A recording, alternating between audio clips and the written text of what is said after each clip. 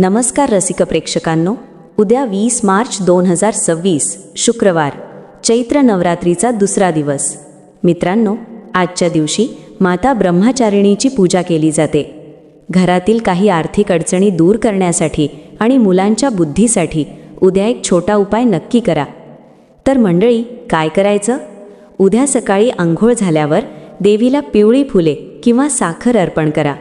मित्रांनो, शुक्रवार हा लक्ष्मीचा दिवस असल्याने उद्या संध्याकाळी घराच्या उंबरठ्यावर तुपाचा दिवा लावा। दिव्यामध्ये चिमूटभर हळद टाका।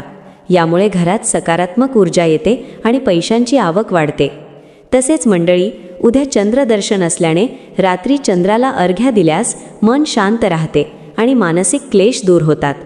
मित्रांनो, माहिती आवडली असल्यास व्हिडिओला लाईक करा आणि चॅनलला लाईक आणि सबस्क्राईब करा। भेटूया परत अशाच माहितीपूर्ण व्हिडिओमध्ये। तोपर्यंत श्री स्वामी समर्थ।